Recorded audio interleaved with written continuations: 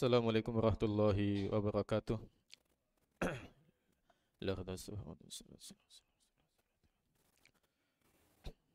Al-Fatihah. A'udzu billahi minasyaitonir rajim. Bismillahirrahmanirrahim.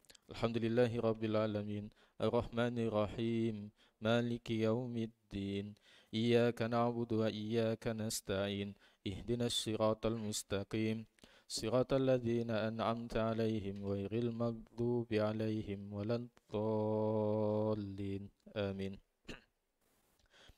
A'udzu billahi minasyaitonir rajim. Bismillahirrahmanirrahim. Alhamdulillahirabbil alamin. Wassalatu wassalamu ala asyrafil anbiya'il mursalin wa ala alihi wa sahbihi ajmain. Qala rabbi shrah li sadri yassir li amri wa halul 'uqdatam min lisani yafqahu qawli. Wa qala Allahu ta'ala fi kitabihil karim ba'da a'udzu billahi minasyaitonir rajim. Laqad kana lakum fi rasulillahi uswatun hasanah liman kana yarjullaha wal yawmal akhir wa dzakarallaha katsira. Shadaqallahul azim. Amma ba'd. Yang saya hormati Tuan Pengurusi Surau Haji Maksum beserta para JK pengurus yang dimuliakan oleh Allah Subhanahu wa taala, para alim ulama, para tuan guru, tuan imam, tuan Bilal, muslimat hadirin hadirat tuan-tuan dan puan-puan sekalian.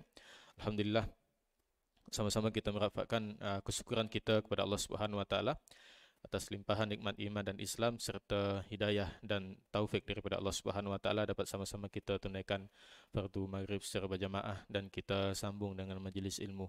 Jadi sama-sama kita niat untuk mencari ilmu lillahi taala, dan yang keduanya kita niat untuk tunggu datangnya waktu salat Isya. Dan kerana mudah-mudahan kita tergolong dalam golongan yang didoakan oleh malaikat, iaitu orang yang selepas solat dia duduk di masjid di surau untuk tunggu datangnya waktu solat yang seterusnya, ataupun orang yang datang awal ke masjid ke surau sebelum masuk waktu, sebelum azan dikumandangkan. Maka bagi golongan ini malaikat akan mendoakan dengan doanya Allahumma gfirlahu, Allahumma rahamhu, ya Allah ampunkanlah dia, ya Allah rahmatilah dia. Dan doa malaikat ini adalah insya-Allah doa yang mustajab kerana malaikat adalah makhluk yang patuh dan taat kepada Allah Subhanahu wa taala. Jadi mudah-mudahan ketika mana kita kembali keluar daripada surau ini nanti kita mendapat rahmat dan keampunan daripada Allah Subhanahu wa taala. Amin. Dan yang keduanya selawat serta salam mudah-mudahan tetap tercurahkan kepada junjungan kita Nabi besar Muhammad sallallahu alaihi wasallam sebagai nabi yang diutuskan untuk menyempurnakan risalah agama Islam. La nabiyya ba'dah, tiada nabi lain setelah diutuskannya baginda Nabi Muhammad sallallahu alaihi wasallam. Tuan-tuan yang dirahmati Allah Subhanahu wa taala, alhamdulillah, terima kasih atas peluang yang diberikan. Jadi ini adalah kali pertama saya sampai dekat surau Haji Maksum ni. Biasanya dekat surau yang kat bahagian dalam tu saya lupa, surau Haji Kamaruddin pernah, dan satu lagi dekat bahagian belakang sana yang jalan nak pergi ke Setia Alam tu ada satu surau dekat bahagian kampung kan, dekat Ceruk. Memang kena masuk dalam lah, yang tu ada bulanan dekat situ. Dan kita ta'aruf sikit lah kan, kita perkenalkan diri terlebih dahulu. Mudah-mudahan orang kata kalau nanti jumpa dekat luar tu boleh tegur lah. Mungkin saya tak boleh nak cam seorang-seorang kan. Jadi tuan-tuan dan tuan-tuan boleh cam muka saya, boleh pakak-pakak tegur. Jadi nama saya Ahmad Khairul Razikin, asal daripada Surabaya, Indonesia lah. Asal lahir kat sana, keluarga memang semua kat sana. Dan saya mula-mula masuk di sini tahun 2009. Waktu tu ada pertukaran pelajar dengan Yayasan Islam Kelantan. Jadi daripada Surabaya terus ke KLIA, terus pergi ke Kelantan. Waktu tu naik train. Tahun 2009, umur 17 tahun. Ringkas cerita, saya masuk dekat Muhammadi Pasir Mas Kelantan, belajar kat situ PMR, SPM, STAM. Dan kemudian selepas daripada tu sambung ke Darul Quran Kuala Kubu Baru, peringkat diploma tahun 2012-2015. Kemudian selepas daripada tu saya berkhidmat di Komplek Tahfiz Al-Quran dan Sukan Sofiuddin, bawah Ustaz Sapidin kalau tuan-tuan kenal, dekat Kelang. Dan juga di Kampung Bukit Badung, Kak Ijuk kan, daripada 2015 sampailah waktu PKP, awal PKP hari itu. Jadi oleh kerana jumlah pelajar semakin turun, semakin berkurang, akhirnya terpaksa dikurangkanlah jumlah staf, dan saya undur diri sebab kebetulan ada kawan di Galeri Ilmu, satu syarikat penerbitan bawah bimbingan Al-Fadhil Ustaz Muhadir bin Haji Jul kan, untuk mengisi sebagai editor agama dekat situ. Jadi bermula daripada tahun 2021 kan, waktu PKP itu berkhidmat dengan Galeri Ilmu sehinggalah sekarang.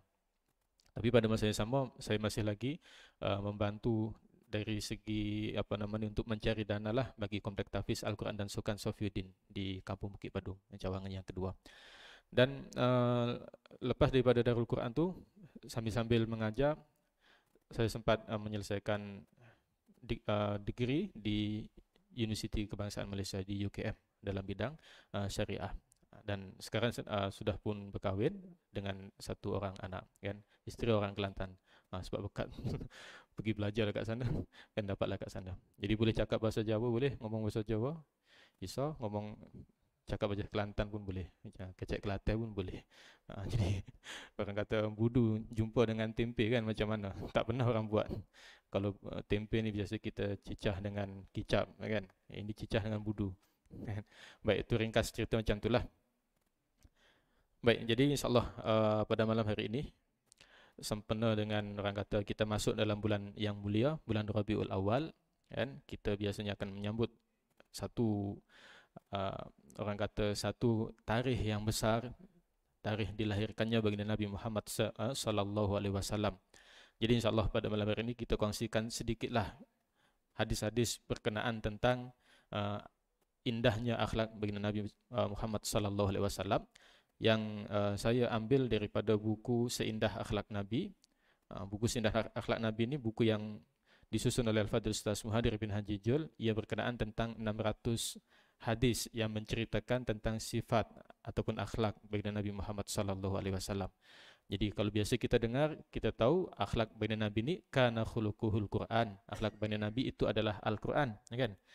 Tapi macam mana gambaran tentang akhlak tersebut? Kalau kita kata baginda Nabi itu penyayang, macam mana penyayangnya baginda Nabi? Kalau kata baginda Nabi itu penyabar, macam mana sifat sabarnya baginda Nabi? Itu jarang untuk kita dengar. Maka di dalam buku ini, dalam kitab ini, dihimpunkan hadis-hadis yang menceritakan tentang ataupun yang menggambarkan tentang sifat-sifat ataupun akhlak-akhlak baginda Nabi Muhammad sallallahu alaihi wasallam tersebut. Baik, tuan-tuan yang dirahmati Allah Subhanahu wa taala. Jadi kita ambil satu skop, sebab akhlak Nabi ini adalah sangat-sangat luas. Bagaimana kita sebutkan tadi, kana khuluquhul Quran. Ini adalah pengiktirafan daripada isteri baginda Nabi, iaitu Ummina Sayyidatina Aisyah radhiyallahu anha, ketika mana ditanya tentang bagaimanakah akhlak baginda Nabi Muhammad sallallahu alaihi wasallam. Maka sebagai seorang isteri, Sayyidatina Aisyah radhiyallahu anha pun jawab, kana khuluquhul Quran. Akhlak baginda Nabi ini umpama Al-Quran. Jadi ini merupakan satu pengiktirafan yang sangat tinggi. Kita boleh bayangkan, kalau orang kata isteri, kan, seorang isteri yang kita boleh kata ia merupakan belahan jiwa bagi seorang suami. Kan? Kalau kita nak tahu kelemahan ataupun kekurangan seseorang suami, maka kita boleh tanya kepada isteri tersebut. Kalau kita nak tahu kekurangan dan kelemahan seorang isteri, kita boleh tanya dengan suami tersebut. Sebab apa? Dialah yang hidup selama bermula daripada dia membina rumah tangga sampailah dia orang kata dewasa pada ketika itu. Jadi dia tahulah sabarnya seorang suami macam mana, ketika dia marah macam mana, dan ketika dia tidur macam mana. Semua rahsia-rahsia tu ada dalam tangan isteri. Begitulah juga sebaliknya. Dan begitu juga dengan baginda Nabi Muhammad sallallahu alaihi wasallam, kan? Baginda Nabi yang sedia maklum, kan, kita mengenali akhlaknya sangat mulia, bahkan juga turut diiktiraf oleh isteri baginda Nabi Muhammad sallallahu alaihi wasallam. Itu menunjukkan memang betul bahawa itulah akhlak baginda Nabi Muhammad sallallahu alaihi wasallam. Dan tak cukup pengiktirafan dari seorang isteri. Kita sedia tahu sebelum baginda Nabi Muhammad sallallahu alaihi wasallam diangkat, dilantik menjadi rasul, orang-orang kafir Quraisy pada ketika itu, mereka juga telah pun mengiktiraf ketokohan dan juga sifat akhlak baginda Nabi Muhammad sallallahu alaihi wasallam, sehingga mereka menggelar baginda Nabi dengan gelaran Al-Amin, kan? Ini gelaran Al-Amin yang diberikan oleh orang-orang kafir Quraisy pada ketika itu. Hingga kan pada satu tahap ketika mana turun ayat dalam surah Al-Mudaththir untuk menyampaikan dakwah secara terang-terangan, maka baginda Nabi pergi ke satu puncak bukit, iaitu Bukit Safa. Dan ketika itu baginda Nabi menyeru semua pembesar-pembesar Quraisy, orang-orang kafir yang berada di Makkah untuk berhimpun di Bukit Sofa. Bukit Sofa ni tuan-tuan, dulu ia menjadi satu tempat yang penting. Maksudnya kalau ada orang yang naik dekat puncak Bukit Sofa, bermakna ada satu perkara besar yang ingin dia sampaikan. Itu maksud dia.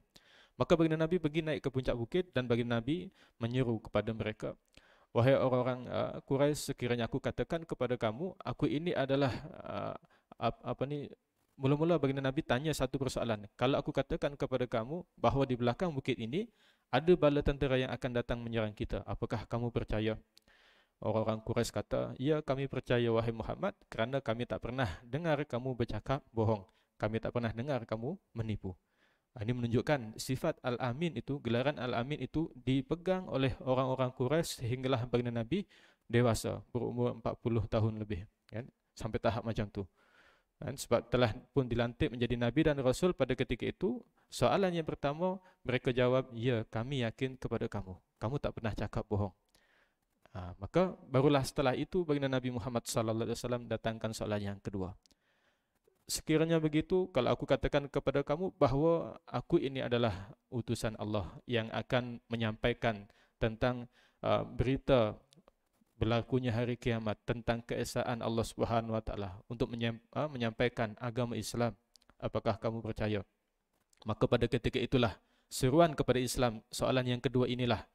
Orang yang mula-mula pada asalnya semua percaya dengan baginda Nabi, tiba-tiba dia semua tak percaya. Bahkan Abu Lahab kata apa? Dia kata, wailaka sa'ira hadzal yaum, celaka kau wahai Muhammad, ali hadza jama'tana, apakah semata-mata kerana ini kamu menghimpunkan kami semua? Dia sampai tahap macam tu. Bukan setakat tak percaya, bahkan dia hingga mencabar dan menghina baginda Nabi Muhammad sallallahu alaihi wasallam. Maka oleh ucapan Abu Lahab tadi, Allah Subhanahu wa taala turunkan surah Al-Masad. Tabbat yada abi lahabi wa tab. Dalam surah Al-Masad ayat yang pertama atau surah Al-Lahab ayat pertama tu, perkataan tabba diulang 2 kali, kan? Kalau perasan, tabbat yada abi lahabi wa tab, wa tab. Maksudnya 2 kali diulang perkataan tabba yang bermakna celaka ataupun binasa. Kenapa? Abu Lahab mengucapkan perkataan tabba ataupun wailak yang bermakna celaka kepada baginda Nabi Muhammad sallallahu alaihi wasallam itu diucapkan sebanyak 2 kali. Sebelum tu dekat rumah diucapkan sekali, kemudian yang ni dekat Bukit Sofa. Itu kali kedua dia mengucapkan perkataan tersebut kepada baginda Nabi Muhammad sallallahu alaihi wasallam. Maka direct Allah Subhanahu wa taala turun surah Al-Lahab ataupun surah Al-Masad. Konklusinya apa? Yang kita nak sebut ialah bahawa pengiktirafan terhadap akhlak baginda Nabi Muhammad sallallahu alaihi wasallam itu bukan datang daripada sahabat, daripada isteri semata-mata, daripada orang Islam semata-mata, bukan, tetapi bahkan datang daripada orang-orang kafir yang mana ketika itu mereka belum mengetahui bahawa ini adalah calon Nabi, ini adalah calon seorang Rasul.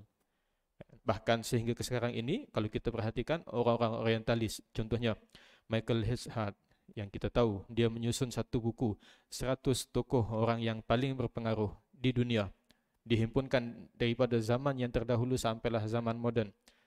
Beliau meletakkan baginda Nabi Muhammad sallallahu alaihi wasallam di tempat yang pertama, meskipun dia bukan orang Islam, meskipun dia adalah seorang orientalis, kan? Maksudnya apa?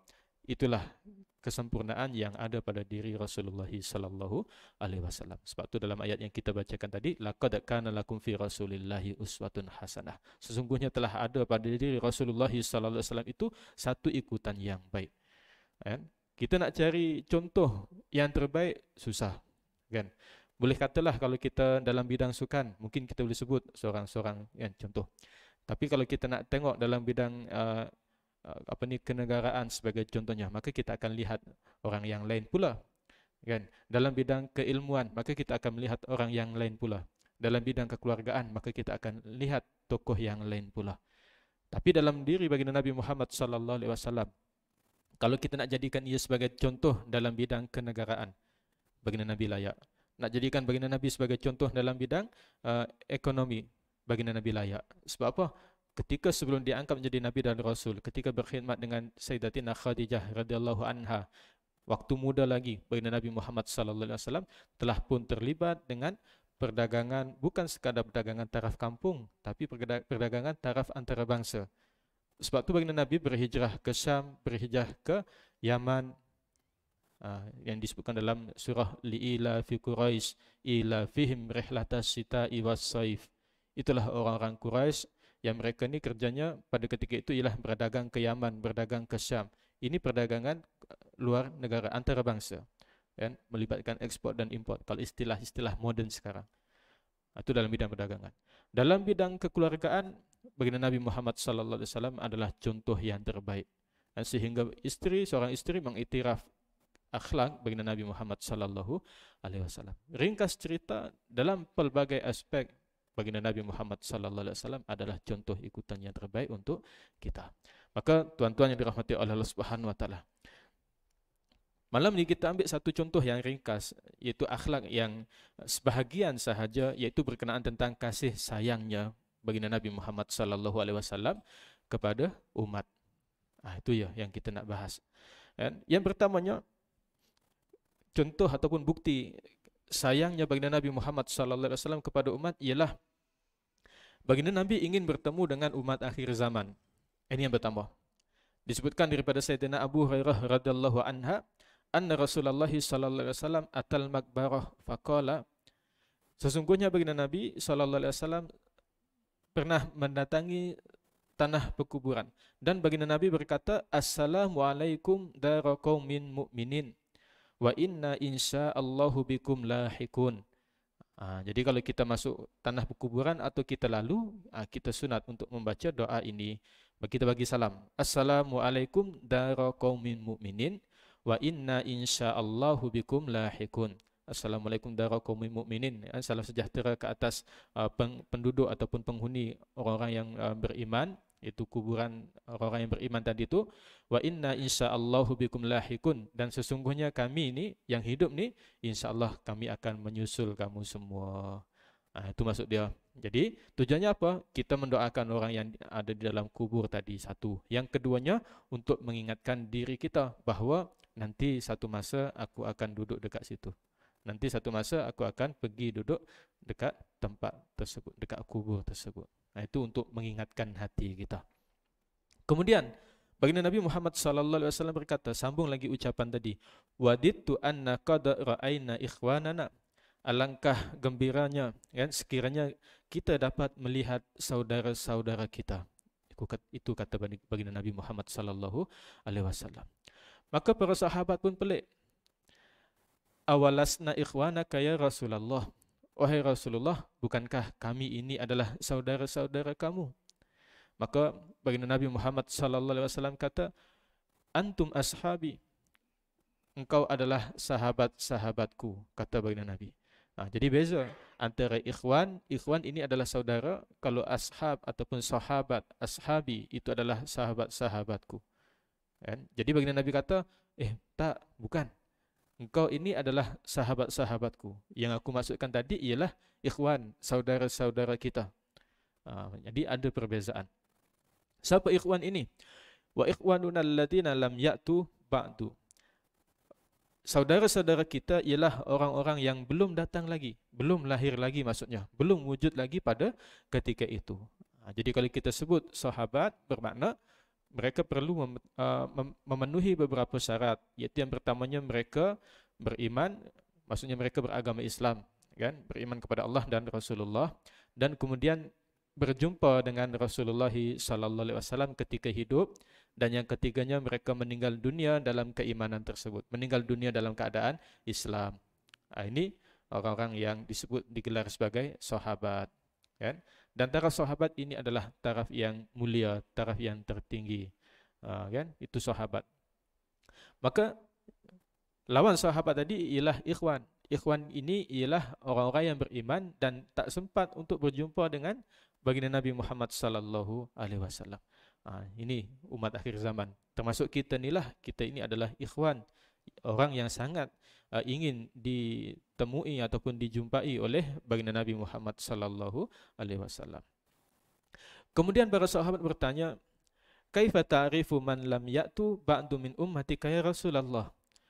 Para sahabat tanya balik, wahai Rasulullah, Kalau katalah tadi ikhwan ini adalah orang yang belum pernah berjumpa ataupun orang yang tak sempat dengan kita, orang yang hidup selepas daripada kita, maka bagaimana tuan ataupun maka bagaimanakah baginda Nabi Muhammad sallallahu alaihi wasallam ini boleh mengenali ikhwan-ikhwan tersebut, saudara-saudara tersebut. Kan sebab tak jumpa lagi masa tu. Ketika hidup tak boleh nak berjumpa, tak sempat untuk berjumpa. Lalu bagaimana baginda Nabi boleh mengenali kita? Bagaimana baginda Nabi boleh mengenali ikhwan ini?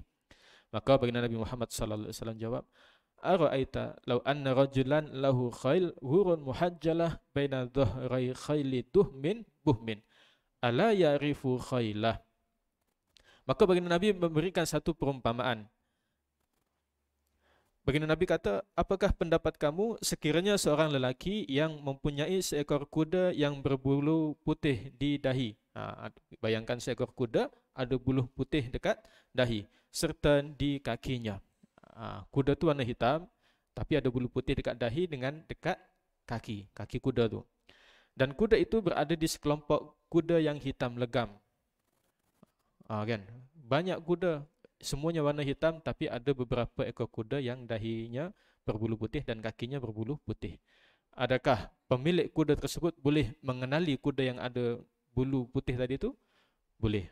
Sebab terdapat perbezaan yang mencolok, kan? Jelas perbezaan tersebut. Sebab kuda-kuda yang lain semuanya hitam legam.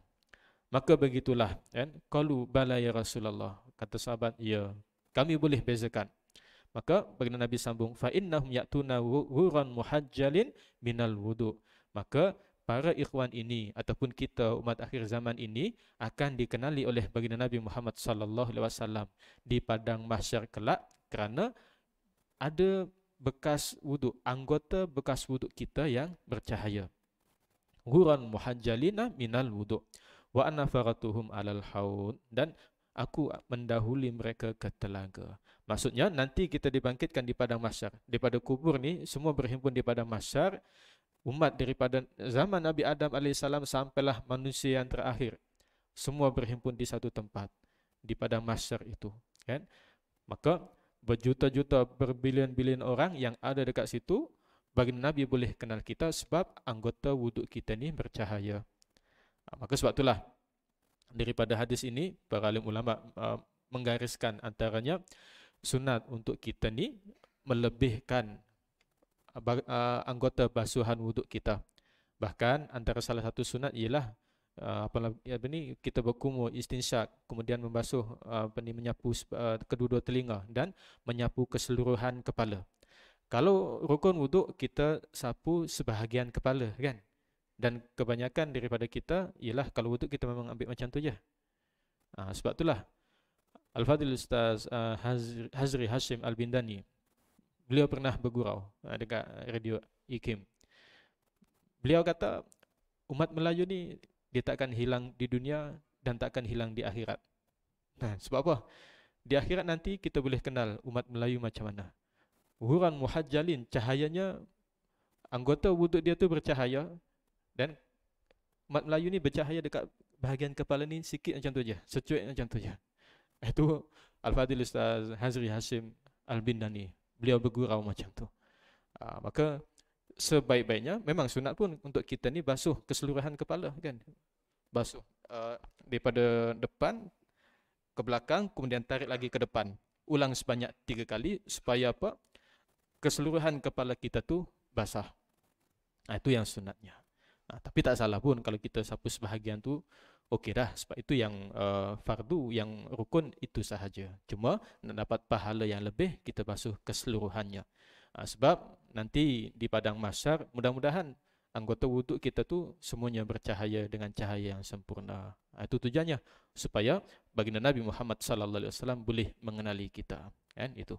Dan berdasarkan hadis ini jugalah, kan, para ulama menggariskan bahawa wuduk ini merupakan ibadah khususiat untuk umat akhir zaman, umat baginda Nabi Muhammad sallallahu alaihi wasallam. Sebab apa? Umat yang lain dia tak ada ibadah, tak ada syariat untuk wuduk ini. Sebab tu baginda Nabi boleh kenal orang yang wuduk itu adalah umatku. Itu cara dia. Itu sebab tu wuduk ini adalah ibadah khususiat bagi umat akhir zaman. Dalam riwayat yang lain, Baginda Nabi Muhammad sallallahu alaihi wasallam menyebutkan daripada Sayyidina Anas bin Malik, tuba liman amana bi wa ra'ani maratan. Kata baginda Nabi, beruntunglah orang yang beriman kepadaku dan dia melihatku. Baginda Nabi sebut perkataan ini satu kali. Beruntunglah orang yang melihatku dan dia beriman kepadaku. Satu kali saja. Tapi waktu baliman amana bi walam yarani sab'a mirarin. Dan beruntunglah orang yang beriman kepadaku dalam keadaan dia tidak pernah melihatku. Baginda Nabi sebut perkataan ini sebanyak 7 kali, diulang sebanyak 7 kali. Itu hadis riwayat Imam Ahmad, kan? Itu adalah beberapa tanda ataupun hadis berkenaan tentang keinginan baginda Nabi Muhammad sallallahu alaihi wasallam untuk bertemu dengan kita umat akhir zaman yang disebut sebagai ikhwan tadi, kan itu. Kemudian yang keduanya, bukti kasih dan sayangnya baginda Nabi Muhammad sallallahu alaihi wasallam kepada umat, yaitu baginda Nabi ingin supaya ramai umatnya akan masuk ke dalam surga. Ini disebutkan daripada Sayyidina Ibnu Mas'ud. Beliau berkata, kunna ma'an Nabi sallallahu alaihi wasallam fi Kubbah. Kami bersama dengan baginda Nabi Muhammad sallallahu alaihi wasallam di dalam Kubbah. Kubbah ni kemah yang boleh memuatkan bilangan yang ramai, lebih kurang antara 40 orang, lebih kurang 40 orang. Itu namanya disebut sebagai Kubbah. Faqala sallallahu alaihi wasallam, baginda Nabi bertanya, atardawna an takunu rubu'a ahlil jannah. Adakah kamu reda sekiranya kamu ini adalah 1/4 daripada penduduk surga? Para sahabat jawab, ya kami reda. Naam ya Rasulullah. Maka baginda Nabi tanya lagi soalan yang kedua, atardawna an takunu thulutha ahlil jannah. Adakah kamu reda kalau kamu ini adalah 1/3 daripada penghuni surga? Naam, ya wahai Rasulullah. Mula-mula 1/4. Kemudian baginda Nabi kata, nak tak kalau kita ni jadi sebahagian 1/3 daripada penduduk surga? Nak, kan? Itu para sahabat. Dan baginda Nabi bertanya lagi, atardawna an takunu satra ahlil jannah. Adakah kamu reda kalau kamu ini adalah menjadi 1/2 daripada kalangan penduduk surga? Kulna na'am, ya wahai Rasulullah sallallahu alaihi wasallam. Maka baginda Nabi pun jawab, walladzi nafsu Muhammadin biyadih inni la arju an takunu nisfa ahlal jannah. Sesungguhnya aku, demi zat yang jiwaku berada di dalam kekuasaan Allah, aku sangat berkehendak sekiranya engkau semua ini adalah merupakan 1/2 daripada penduduk surga. Subhanallah. Kita boleh bayangkan, tuan-tuan yang dirahmati Allah Subhanahu wa taala, penduduk surga 1/2-nya ialah daripada kalangan umat baginda Nabi Muhammad sallallahu alaihi wasallam. Kita sedia tahu jumlah nabi dan rasul itu sangat ramai, kan? Para ulama menyatakan jumlah nabi lebih kurang ada 300,000. Ada yang menyatakan sebegitu, ada yang menyatakan tanpa menyebutkan jumlah bilangan yang tertentu. Manakala bilangan para rasul ialah ada yang menyatakan 313 orang, kan? Jadi nabi ini lebih umum. Nabi adalah seseorang yang menerima wahyu daripada Allah untuk syariat diri dia sendiri. Dia tak sampaikan kepada orang lain. Itu nabi. Manakala kalau rasul, dia dapat syariat daripada Allah dan wajib sampaikan kepada umat. Itu rasul. Jadi nabi lebih umum, kalau rasul ini khusus. Jadi kalau kita sebut rasul, mereka pastilah seorang nabi. Tapi kalau kita sebut nabi, tak semestinya dia adalah rasul. Itu sifat dia. Dan daripada jumlah tersebut yang wajib kita ketahui ialah 25 orang rasul. Nabi dan rasul itu 25 orang sahaja daripada jumlah banyak-banyak yang tidak terkira tadi itu. Maka kita bayangkan, kalaulah jumlah nabi dan rasul dah banyak tu, bagaimanakah dengan jumlah umat mereka? Berapa banyak, berapa ramai, kan? Dan 1/2 daripada surga dipenuhi oleh umat akhir zaman, umat baginda Nabi Muhammad sallallahu alaihi wasallam. Subhanallah, kan? Maksudnya ini adalah kurniaan daripada Allah Subhanahu wa taala kepada kita umat akhir zaman. Mudah-mudahan kita tergolonglah dalam separuh ahli surga tadi itu, kan? Itu. Wadzalika annal jannah la yadkhuluha illa nafsun muslimah. Dan begitulah sesungguhnya surga tidak akan boleh dimasuki melainkan oleh jiwa yang telah pun pasrah ataupun menyerah diri, iaitu jiwa yang beragama Islam. Baik, kenapa kita tak boleh masuk surga kalau kita tidak beragama Islam, kalau kita tidak beriman? Kan? Kerana pada hakikatnya kita telah pun dilahirkan, diciptakan oleh Allah Subhanahu Wa Taala dalam keadaan beriman. Ya, dalam satu ayat, apabila Allah Subhanahu Wa Taala, kita ni masih lagi berada di alam ruh, Allah Subhanahu Wa Taala bertanya kepada kita, alastu bi rabbikum, adakah ataupun alastu bi rabbikum, bukankah aku ini adalah Tuhan kamu? Kata Allah Subhanahu Wa Taala. Qalu bala syahidana. Betul wahai Allah. Ruh ketika itu menjawab, betul wahai Allah, engkau adalah Tuhan kami, syahidana, dan kami bersaksi. Kan? Ini merupakan penyaksian yang kali pertama umat manusia ketika mana kita masih lagi berada di alam roh terhadap Allah Subhanahu Wa Taala. Oleh kerana penyaksian tersebutlah kita sebenarnya telah pun dibekalkan keimanan oleh Allah Subhanahu Wa Taala. Maka sebab tu setiap bayi yang lahir dalam tafsir ayat tersebut, kullu mauludin yuladu alal fitrah, setiap bayi yang lahir, mereka ini lahir dalam keadaan fitrah. Ulama sebut fitrah itu ialah fitrah dalam agama Islam. Ada yang menyatakan fitrah itu ialah dalam keadaan suci, bersih, tanpa sebarang dosa. Kan? Maka sambungan hadis tadi, fa'abawahu yuhawidanihi wa yumajjisanihi wa yunassiranihi au kama qala. Maka kedua ibu bapanya lah yang akan mencorakkan agama anak tadi, sama ada dia beragama Majusi, Yahudi ataupun Nasrani. Maka bertolak daripada hadis ini dan juga ayat tadi, itulah menjadi bukti bahawa sebenarnya semua manusia ini adalah lahir dalam keadaan Islam. Ada fitrah beriman kepada Allah Subhanahu Wa Taala. Cumanya fitrah tadi berubah kerana apa? Faktor didikan ataupun tarbiyah daripada mak ayah. Maka kalau kita, kan, alhamdulillah lahir daripada rahim seorang yang beragama Islam, mak ayah kita Islam, keturunan kita Islam, kan? Maka ada sebahagian daripada kita yang lahir dalam keadaan mak ayah dia bukan beragama Islam. Maka peratus anak tadi mengikut agama mak ayah adalah sangat-sangat tinggi. Maka sebab itulah orang-orang yang membesar dalam keadaan bukan Islam, sekiranya mereka ni mencari kebenaran, kebiasaannya sebahagian besar mereka akan condong untuk memeluk kembali kepada agama Islam. Kan? Dan orang-orang yang kembali kepada agama Islam kita sebut apa? Kita sebut dengan istilah mu'allaf. Mu'allaf itu apa dia? Orang yang dilembutkan hatinya untuk menerima kembali agama fitrah tadi tu. Maka sebab itulah ketika mana kita meninggal dunia, kena bawa balik kunci yang Allah Subhanahu Wa Taala dah bagi sewaktu kita lahir di atas dunia, iaitu la ilaha illallah Muhammadur Rasulullah. Kunci keimanan tersebut. Contoh paling ringkas, paling simpel, kalau kita keluar daripada rumah, kan? Kita keluar daripada rumah, kita kunci rumah kita. Waktu nak balik, perlulah ada anak kunci tadi tu supaya kita boleh masuk. Kalau anak kunci tu hilang, kan? Maka kita tak boleh masuk rumah. Itu contoh paling ringkas. Jadi Allah Subhanahu Wa Taala masukkan ke dalam surga orang-orang yang beriman dan dimasukkan ke dalam neraka orang-orang yang tidak beriman. Itu adalah keadilan daripada Allah Subhanahu Wa Taala. Sifat rahim Allah Subhanahu Wa Taala. Bukan kerana Allah Subhanahu Wa Taala itu zalim, bukan.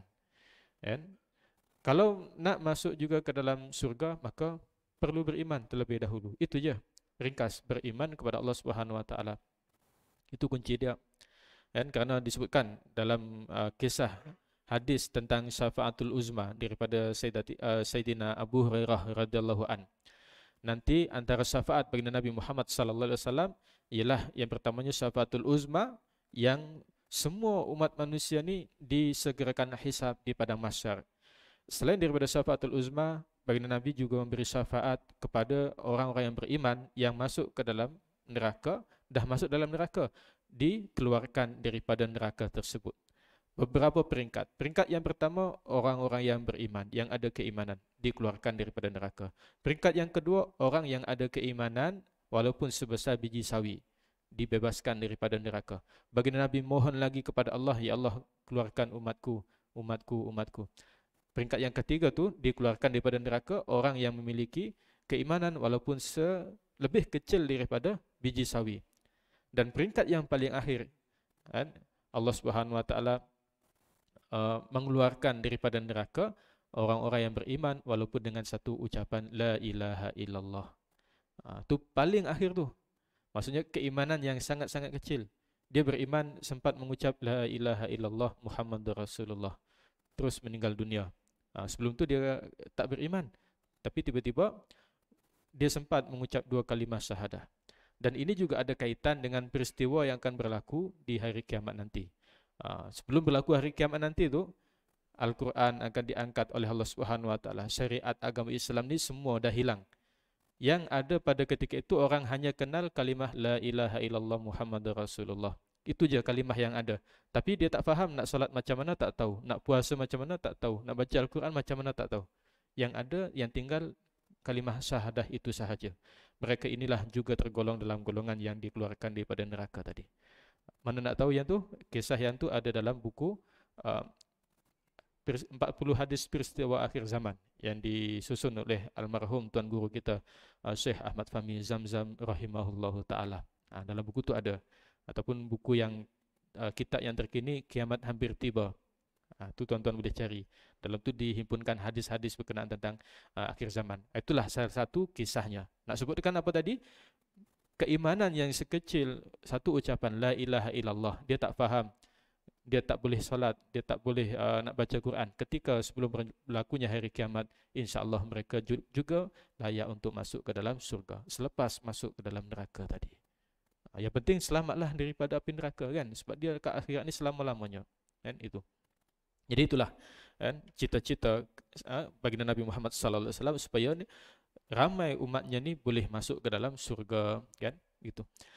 Kemudian yang ketiga, bukti kasih dan sayangnya baginda Nabi Muhammad sallallahu alaihi wasallam kepada umat ialah baginda Nabi inginkan kemudahan kepada umat. Ini disebutkan daripada Sayyidatina Aisyah radhiyallahu anha. Beliau berkata, "Ma ra'aitu Rasulullah sallallahu alaihi wasallam muntasiran min madlamatin zulimaha qattu ma lam yuntahak min maharimillahi syai'." Beliau berkata, aku tidak pernah sekalipun melihat Rasulullah sallallahu alaihi wasallam membalas kezaliman yang menimpa diri baginda selama mana perkara itu tidak termasuk dalam melanggar larangan-larangan Allah. Subhanallah. Jadi kezaliman yang berlaku yang dialami oleh baginda Nabi tak pernah balas. Banyak kezaliman yang berlaku kan. Antaranya sebagai contohnya ketika mana pergi ke Taif dengan harapan penduduk Taif boleh menerima dakwah baginda Nabi, tapi di penghujungnya baginda Nabi dihalau oleh penduduk Taif dan sepanjang perjalanan keluar daripada Taif itu dibaling dengan batu sehingga baginda Nabi berlumuran darah sehingga ke membasahi ketapak kasut baginda Nabi Muhammad sallallahu alaihi wasallam. Akhirnya datang dua malaikat yang jaga bukit kan.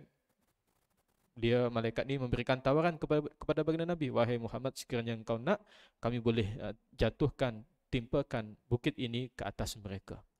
Baginda Nabi tak terima. Maksudnya tak nak terima tawaran tersebut. Kalau kita kan dalam keadaan sakit, berdarah, kan, orang bagi tawaran, boleh tak aku nak tolong? Kita akan jawab, boleh. Kan, kita akan terima tawaran tersebut. Tapi baginda Nabi tak. Bahkan baginda Nabi berdoa, mudah-mudahan daripada rahim mereka, orang-orang Taif ni, penduduk Taif ni, lahirlah orang-orang yang beriman. Akhirnya Allah Subhanahu Wa Taala kabulkan doa tersebut. Penduduk Taif semuanya beriman kepada Allah Subhanahu Wa Taala dan Rasulullah sallallahu alaihi wasallam. Itu satu. Contoh yang lain, ketika mana dalam peristiwa Fathu Makkah, pembukaan kota Makkah, orang Islam daripada Madinah datang ke Makkah dan berlakulah pembukaan kota Makkah. Dalam keadaan sebegitu, baginda Nabi ada kekuatan, umat Islam ada kekuatan, ada kedudukan. Tapi baginda Nabi Muhammad sallallahu alaihi wasallam tak menghukum, tidak membalas dan tiada pertumpahan darah sedikit pun ketika mana berlakunya pembukaan kota Makkah, penaklukan kota Makkah tersebut. Kan? Orang yang menyerah diri boleh masuk ke dalam rumah masing-masing atau ke rumah sebahagian sahabat yang telah pun masuk Islam. Tapi meskipun begitu, ada segelintir orang-orang kafir Quraisy yang masuk dalam senarai hitam. Dah blacklist. Maksudnya blacklist ni macam mana? Ancaman mereka dah sangat-sangat besar, memang tak boleh dimaafkan. Itu kecuali. Kan? Baik, kita bagi laluan azan terlebih dahulu.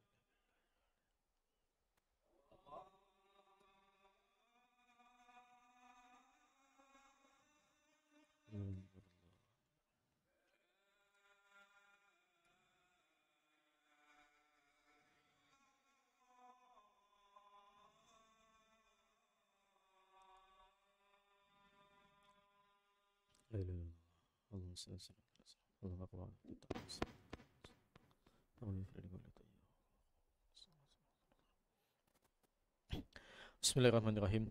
Baik, kita sambung sedikit lagi. Jadi itulah beberapa contoh tentang bagaimana baginda Nabi Muhammad sallallahu alaihi wasallam walaupun dizalimi secara fizikal dan juga walaupun secara mental, tetapi baginda Nabi sallallahu alaihi wasallam tidak pernah membalas perbuatan ataupun perbuatan zalim tersebut. Tetapi sebaliknya, apabila ia melibatkan tentang perkara-perkara yang telah diharamkan oleh Allah Subhanahu wa taala, maka baginda Nabi adalah antara orang yang paling cepat untuk marah. Maka sebab itulah, kan, tuan-tuan yang dirahmati oleh Allah Subhanahu wa taala, ini yang kita boleh ambil iktibar sekiranya berlaku yang namanya kezaliman, kan, terhadap diri kita, kemudian terhadap agama kita, maka kalau melibatkan diri, kita boleh maafkan. Yang itu yang terbaik. Apabila melibatkan agama, melibatkan hak-hak Allah Subhanahu wa taala, kan, yang memperlekehkan ataupun melecehkan agama Islam, maka kita berhak untuk marah. Cumanya marah tu perlulah kepada mengikut saluran yang betul. Dan kalau melibatkan agama, biasanya kita akan melalui pihak jabatan agama ataupun buat report polis terlebih dahulu atau mana-mana jabatan yang berkaitan, mengikut saluran yang betul. Itu caranya. Kemudian dalam sambungan hadis tadi, kana min asadihim fi dzalika ghadaban wa ma khuyira bain amrayn illa ikhtara aisarahuma ma lam yakun ma'thama. Dan juga baginda Nabi Muhammad sallallahu alaihi wasallam tidaklah ketika memilih antara dua perkara, melainkan baginda Nabi akan memilih perkara yang lebih mudah selama mana ia tidak menyebabkan perbuatan dosa. Jadi kalau baginda Nabi ini ada pilihan, kan, terhadap dua amalan, dua ibadah, maka baginda Nabi akan pilih amalan ataupun ibadah yang paling ringan. Kerana apa? Baginda Nabi tak nak menyusahkan kita umat akhir zaman, kan? Maka sebab itu baginda Nabi Muhammad sallallahu alaihi wasallam akan pilih perkara yang lebih ringan selagi mana ia tidak melibatkan perbuatan dosa. Dan sebab itulah agama Islam, syariat agama Islam ini dijadikan ia sebagai syariat agama yang mudah. Maksud mudah itu ialah kita boleh lakukan ia dalam keadaan yang termampu kita. Contoh ibadah solat. Solat ini, solat 5 waktu, merupakan satu ibadah yang memang kita tak boleh tinggal langsung. Lagi-lagi lelaki lah. Kalau yang perempuan tu dia ada cuti dia kan. Kita lelaki tak pernah cuti. Tak pernah orang kata off lah solat ni. Dan tak ada istilah yang namanya qada.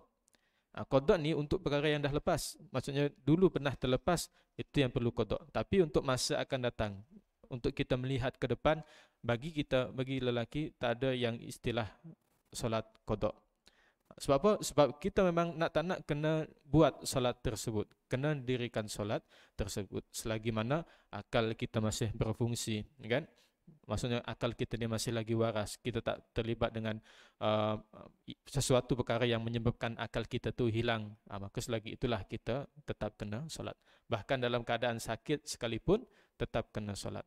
Sebab tu tadi disebut sebagai syariat yang mudah. Meskipun solat itu wajib, tetapi bagi orang yang mampu, dia perlu salat dengan berdiri. Tapi kalau ada keuzuran, kan, dia sakit, memang tak boleh berdiri langsung. Boleh duduk, salat dengan keadaan duduk. Kalau katalah tak boleh salat dengan duduk, boleh dalam keadaan berbaring. Kan.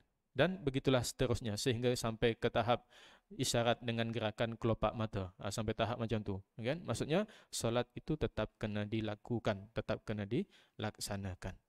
Kan. Kalau dalam keadaan yang kita bermusafir, maka di situ ada keringanan.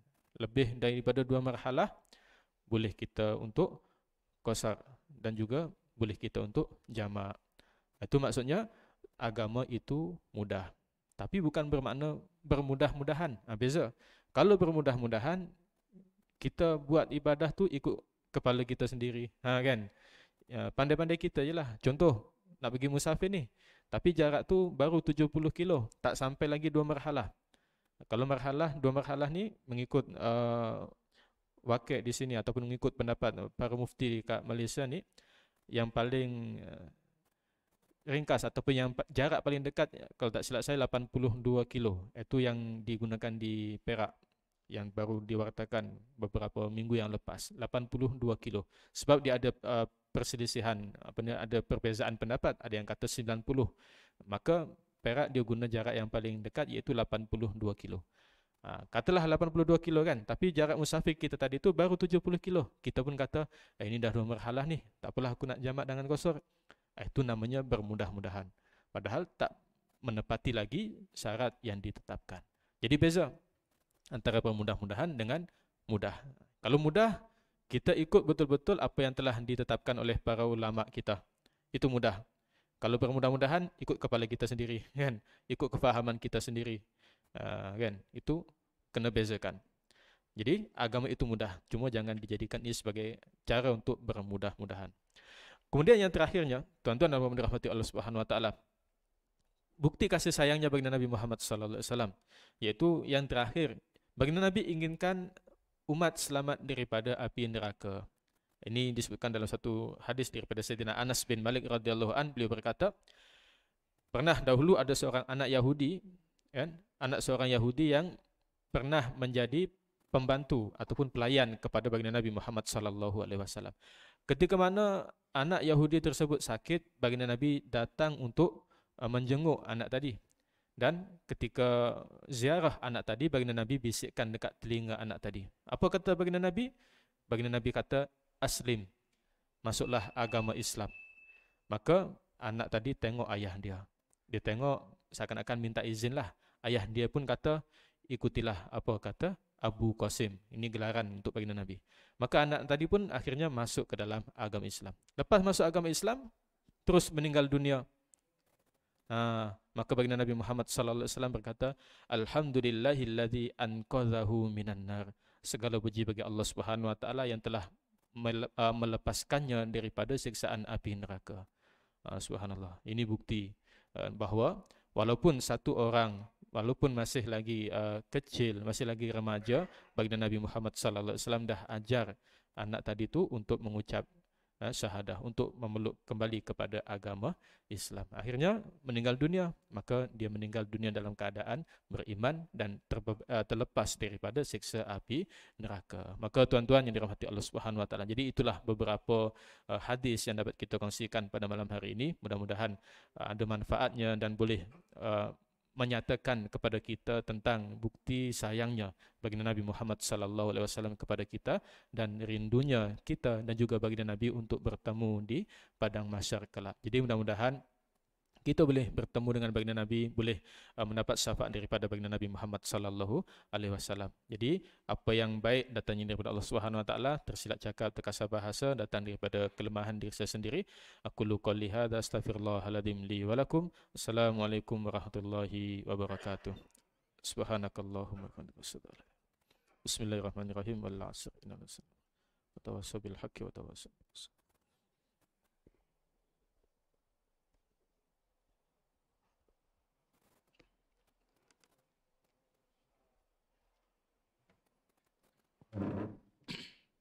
شوف الله أكبر الله أكبر أشهد أن لا إله إلا الله أشهد أن محمد رسول الله حي على الصلاة حي على